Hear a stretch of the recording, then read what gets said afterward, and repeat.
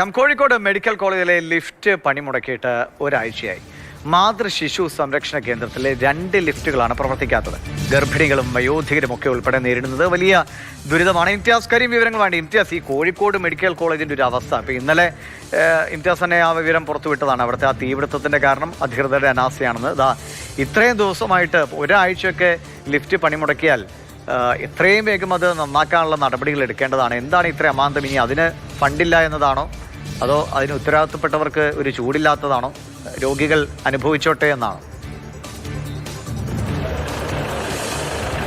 ദിവിഷ്മണി സൂചിപ്പിച്ചതുപോലെ തന്നെ അനാസ്ഥകളുടെ ഒരു കൂമ്പാരമാണ് കോഴിക്കോട് മെഡിക്കൽ കോളേജ്. കഴിഞ്ഞ കുറേ കാലങ്ങളായിട്ട് നമ്മൾ ഇവിടെ ലിഫ്റ്റ് പ്രവർത്തിക്കാത്തതും, ഇവിടെ ഉണ്ടാകുന്ന തീപിടുത്തം, ഇവിടെ രോഗികൾക്കുണ്ടാകുന്ന ദുരിതം, ഈ രീതിയിലുള്ള വാർത്തകളൊക്കെ നിരവധി തവണ പുറത്തു വന്നിരിക്കുകയാണ്. ഇപ്പോൾ ദിവിഷ്മണി നേരത്തെ സൂചിപ്പിച്ചു, ഈ മാതൃശിശു സംരക്ഷണ കേന്ദ്രത്തിലെ ലിഫ്റ്റ് പണിമുടക്കിയിട്ട് ഒരാഴ്ചയായിരുന്നത്. കൃത്യമായി പറഞ്ഞാൽ 10 ദിവസം പിന്നിട്ടു. ഇന്നേക്ക് 10 ദിവസം പിന്നിടുകയാണ് ഈ ലിഫ്റ്റ് പ്രവർത്തനരഹിതമായിട്ട് എന്നുള്ളതാണ് കാര്യം. ഞാനിപ്പോൾ നിൽക്കുന്നത് ആ മാതൃശിശു സംരക്ഷണ കേന്ദ്രത്തിൻ്റെ മുൻപിലാണ്. ഇവിടെയാണ് ഗർഭിണികളും കുട്ടികളും ഒക്കെ എത്തുന്ന, കുട്ടിരിപ്പുകാരൊക്കെ ഒരേ സമയം ഉണ്ടാവുന്ന ഒരു സ്ഥലം കൂടിയാണിത്. ഇത് 2 ലിഫ്റ്റുകളാണ് ഇതിനകത്തുള്ളത്. ആ ലിഫ്റ്റിൽ കയറിയിട്ട് വേണം ലേബർ റൂമിലേക്ക്, ICUവിലേക്ക് ഒക്കെ പോകാൻ. ഇതിൻ്റെ പണി മുടക്കിയതോടുകൂടി ഇതിനകത്തുള്ള റാമ്പ് വഴിയാണ് ഇപ്പോൾ ഗർഭിണികളെ അടക്കം മുകളിലേക്ക് എത്തിക്കുന്നത്.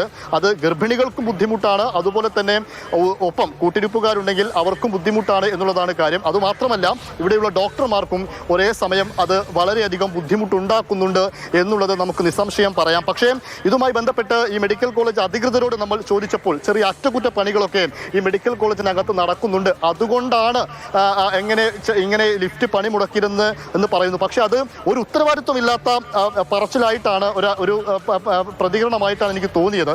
കാരണം അങ്ങനെ എന്തെങ്കിലുമൊക്കെ അറ്റകുറ്റപ്പണികൾ നടക്കുന്നത് കൊണ്ട് ലിഫ്റ്റ് ഒരാഴ്ചയായിട്ട് അല്ലെങ്കിൽ 10 ദിവസമായിട്ട് പ്രവർത്തിക്കുന്നില്ല എന്ന് പറയുന്നത് നമുക്ക് ഒരിക്കലും അംഗീകരിക്കാൻ കഴിയാത്ത കാര്യമാണ്. ലിഫ്റ്റിന്റെ മുൻപിൽ തന്നെ ആ ദൃശ്യങ്ങളാണ് നമ്മൾ, അതിനകത്തു നിന്നുള്ള എക്സ്ക്ലൂസീവ് ദൃശ്യങ്ങളാണ് ഇപ്പോൾ മാതൃഭൂമി ന്യൂസ് പുറത്തുവിട്ടത്. എനിക്കൊപ്പം ഇവിടെ പ്രസവത്തിനെത്തിയ അവരുടെയൊക്കെ സ്ത്രീകളുടെയൊക്കെ കൂട്ടിരിപ്പുകാരായിട്ടുള്ള ചില ആളുകൾ എനിക്കൊപ്പം ചേരുന്നുണ്ട്. ചേട്ടൻ ഇവിടെ ഭാര്യയും കൊണ്ടുവന്നാണല്ലേ?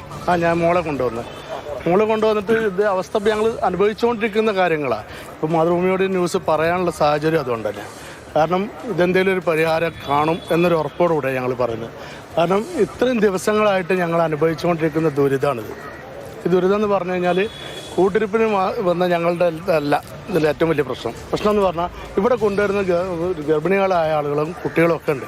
അവരെ ഞങ്ങൾ ഡോക്ടർമാരുടെ അടുത്ത് കാണിച്ചതിന് ശേഷം മുകളിൽ അഡ്മിറ്റ് ആക്കണമെന്നുണ്ടെങ്കിൽ ഞങ്ങൾ എന്ത് ചെയ്യണം, ഈ റാമ്പ്. ശരി, പ്രതികരണം എടുക്കാൻ തുടർന്നോളൂ. നമുക്ക് അവരുടെ പ്രതികരണങ്ങൾ പിന്നീട് പ്രേക്ഷകരിലേക്ക് എത്തിക്കുകയും ചെയ്യാം.